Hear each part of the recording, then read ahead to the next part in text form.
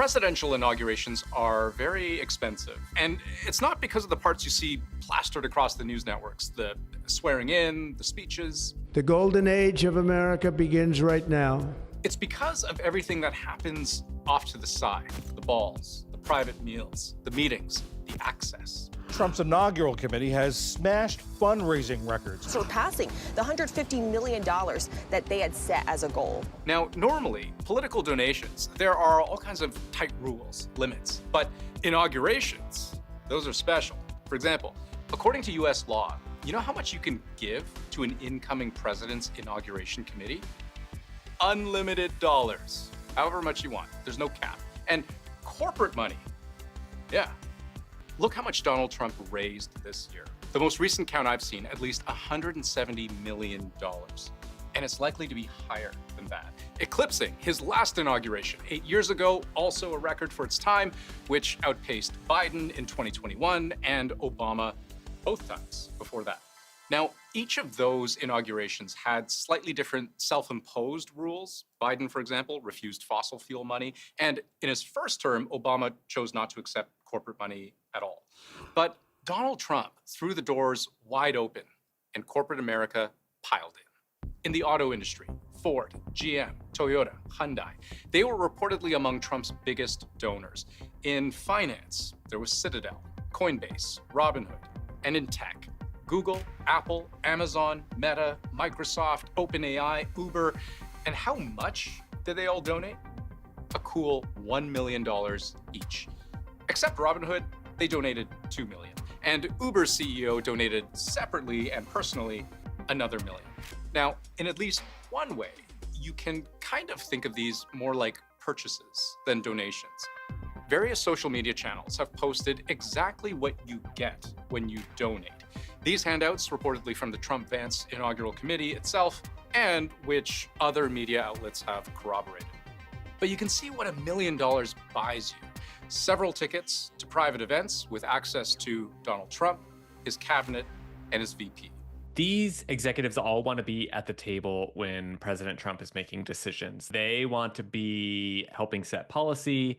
They want to be kind of at the top of the competition ladder against their rivals. When you talk to outside analysts and former employees of these companies, they say with very resounding confidence that this money and the symbolism of being on stage is a way of trying to get in the good graces of Donald Trump. Now, I'm not at all saying that Democrats don't do this too.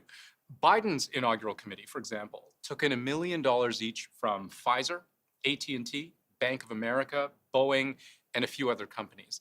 But it's the overall dollar amount, the breadth, the size, the number of corporate donations that sets Trump apart. And consider what really being in Trump's good graces looks like. These positions, flanking the president, are highly prized, usually reserved for Supreme Court justices, past presidents. There's Biden, Clinton, Bush, Obama. High-ranking members of Congress get prime seats too, as does the president's family.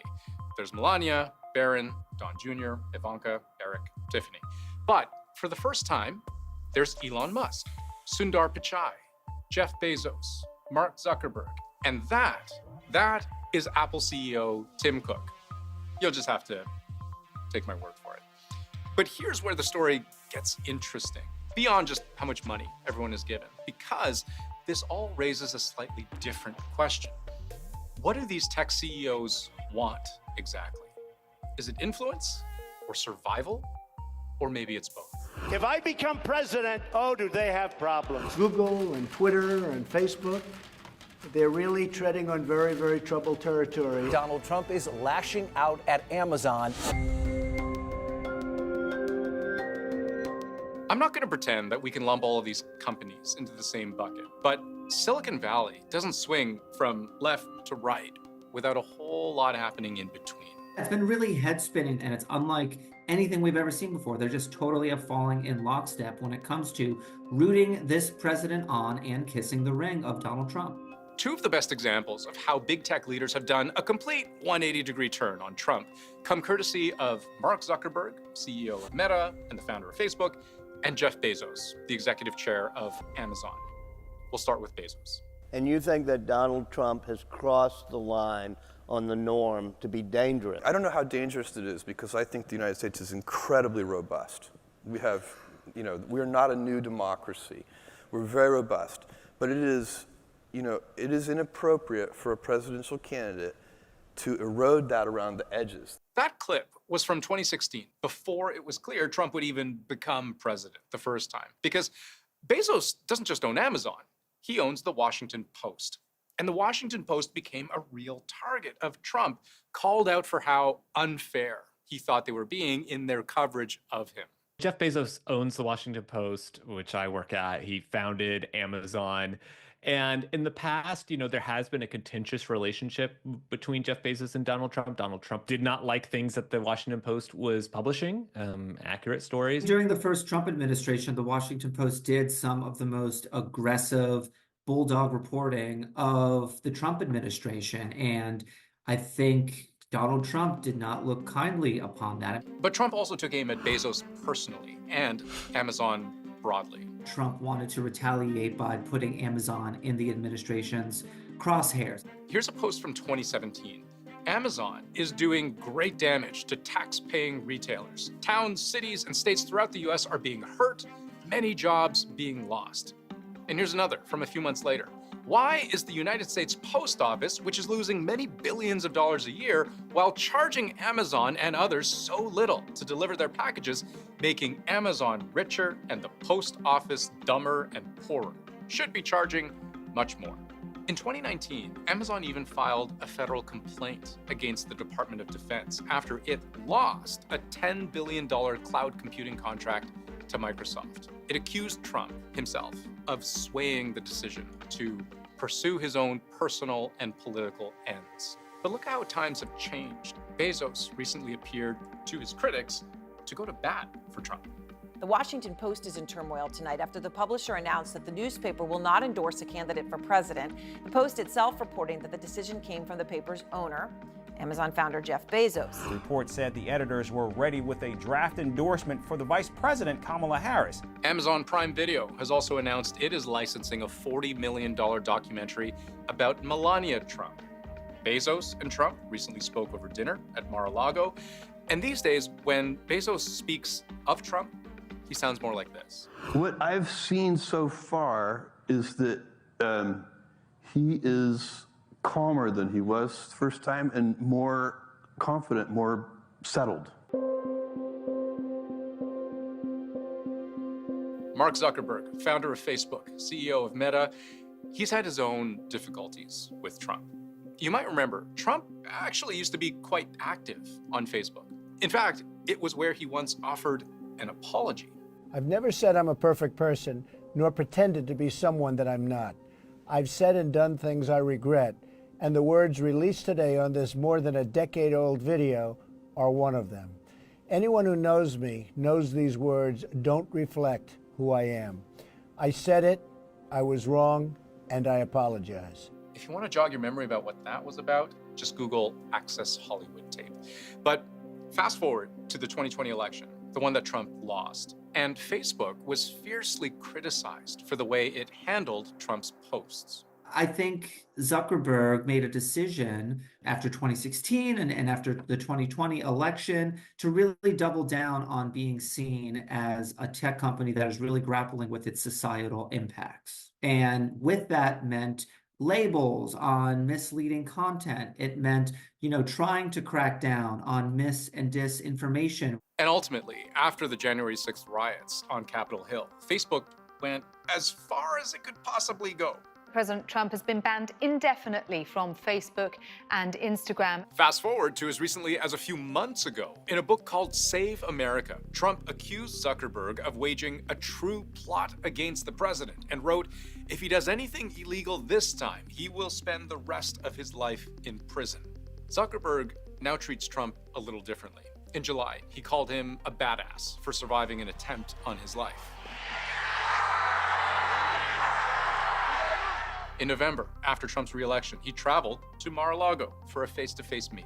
Zuckerberg was invited to have dinner with Donald Trump and was grateful for the opportunity. He's shaken up his core team, assigning a longtime Republican to be his new head of global policy. And he's put the UFC's Dana White, a big Trump backer, on Meta's board of directors. He's also abandoning the company's fact-checking program, something which Trump and his supporters have long accused of left-wing bias. Trump went from threatening to throw Zuckerberg in prison to being on stage with him at the inauguration. So yeah, talk about whiplash inducing. That is a huge 180. I think it just goes to show that a lot of these CEOs are seeing Trump's second administration and saying, if we can't beat him, join him in a sense. We could go on about how different tech CEOs all have a unique set of issues that they're trying to address. We haven't mentioned Sam Altman much yet, the head of OpenAI, the mastermind behind ChatGPT. He believes there are going to be giant AI milestones happening over the next 4 years and wants to have the ear of the president when those happen. They're starting a project called Stargate, a new American company that will invest $500 billion at least in AI infrastructure in the United States. I'm thrilled we get to do this in the United States of America. OpenAI needs federal investment. According to the New York Times, it's burning through $5 billion a year.